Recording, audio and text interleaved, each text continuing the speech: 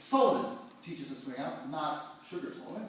And again, with George, so we did it basically this. We just did quick, quick, slow, quick, quick, slow, quick, quick, slow, quick, quick, slow. Super relaxed. Nothing special. Don't force your partner to go somewhere specific on the dance floor. Let it go wherever it feels the most comfortable. Right. Then we kind of jump immediately into some more intense stuff. Obviously, George Christopherson, another George, California, cat, and this is what he did. First, I'll talk about the leaders. Kick, change, scoop, step, 5, 6, 7. 1 and 2, 3, 4, 5, 6, 7. 1 and 2, scoop step. And when I say that scoop step, I want you to look at YouTube, George Christopherson with a C. I just use the word scoop because I don't know another word to kind of describe it. I find it much easier just to hold that step. But when George does it, you'll notice there's this interesting 1 and 2. The way he gets to that 4 is literally, I want to say I can only describe it as a scooping motion. And then, of course, with 5, we talked about the 5 and 6. You really need to jump onto your 5, 6, and we kick on the 7, down on the 8. Put your follower through on that on this side. So 1 and 2, 3, 5, 6, 7. 1 and 2, 3. So you go run, kick. Focus. It's very circular, as you guys know. It's very difficult to do, but once it's in your blood, you'll either love it or you'll hate it, I think. I do like it. I just think it's tiring, and the reason I do it so much is because it's so comfortable for the follows, and because I love George Christopherson. And so we talked about George. And for the followers, we put in some kicks on 6, 7, 8, and add people changing 1 and 2. So the most important part is that when we step down with our left foot on 5, on 6 we're replacing in order kicking with the left. But don't think about kick because of the kick, but think about transferring the weight on the other foot, and that's why we're kicking. Yeah? And try to make it as linear as possible. 1, 2, 3, and 4, 5, 6, 7, 8, kick will change. Boom. 5, 6, 7, 8, kick will change. Cut. 5, 6, 7, 8, kick will change. Yep. That was it. And then you kind of gone. We went on to Dean Collins and Jewel McGowan. Although I kind of talked a little bit about Willie Desitoff as well, just because, as they said, he could. I was good friends with Willie, and he was damn good at it. They say he was better at Dean than Dean was. And the part of the swing out that he kind of made more drastic was that cocking motion, which we kind of introduced. But we did it slowly but surely, correct? First we talked about, obviously, the J lead and how much power, obviously, follows. You did a great job there. We did the same thing with our arms, the turnstile effect, I kind of call it, I suppose. So pulling your follower in the arm, which is what's causing us to move in our swing outs.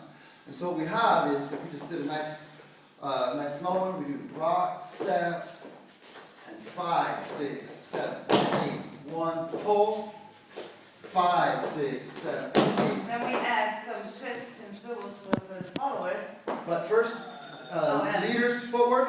Leaders, we rock step. 1, we step out. We step over 2 to make room. For the 3 and the 4, I gave you an option. You can hold the 3, step on the 4, or if you want, there's nothing wrong with doing a little tap on the 3 for your timing purposes to go onto the 4. Okay? Once we get onto that, we talked about our 4 position, looking over our shoulder. We talked about using our right foot as like iron sights, under rotating a swing out, over rotating a swing out, but using your foot to decide where she's going to go down the line. So it's almost like we're picking up the follower a little bit and sending her down the line. And it feels really comfortable because he does it with both the arms and the body. It's not just the arms trying to put me somewhere. So we do it from this side right here, very, very slow. I'm going to show you the midsection. 1, 2. When we get to here, it's this part right here that we separate ourselves from the follower. And then we put her down the line. And making that particular part right there extreme was the part that Willie was really, really good at. 1, 2, 3, 4, 5, 6, 7, 8.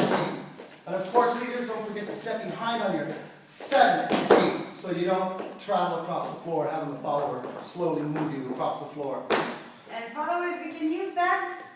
And on that 6, 1, 2, 3, and 4, 5, 6, I push off of his hand, and on the 6, I go into my arm, and then 7 and 8, unwrap, and so they will swing over 1, 2. So it looks like 1, 2, 3, and 4, 5, 6, 7, and 8. Try to make it as even as possible on that 6, 7, and 8. 2, 3, 5, 6, 7, and 8. You have to use your partner if you want to do that. Yeah. It doesn't work if you try to do it by yourself. It's a little weird, yeah. You can still do it, but it doesn't have the same look. And we talked about a lot of little small technical stuff throughout the class that kind of spilled over into a lot of different things, which of course were meant to be just rules meant to be broken, of course. Some of the stuff that we really were talking a lot about was definitely the levels of our lead. Our lead hands, guys, we really need to pay attention to what we're doing with our lead hand and how tall the follower is. And how comfortable is it for a follower when you have weird things pulling her down or going up high. Try to think about how you dance and be honest with yourselves, leaders, as far as that stuff is concerned. Same thing with having your hand, whether you have your hand nice and high on the follower's back or nice and low on the follower's back. Again, it's up to you, but just be very aware of what you're doing in your follower when you're social dancing. And if you're wondering why some people don't want to dance with you, maybe something might have to do with one of these things. I don't know. It could be. Followers, you had some good little things too, especially with the kicks. Try not to kick with your legs from your hips. Try to keep all your kicks nice and small. When we're out social dancing, there's no reason to perform. Like I said, you're not getting paid. No one's watching you. And if they are watching, they're just going to steal your moves and not pay for it. If you're a social dancer, social dancer. And if you want to do moves, then do moves. But I would recommend, doing a move, do it once. Once is magical. Twice is educational. They'll steal it in 2 seconds. My dad's a magician. That's what magicians say. Once is magical, 2 times is educational. Never repeat the same step in front of the same person. So we're going to have dinner, guys. Party on. I have to take a shower and put some damn clothes on. So thank you guys so much.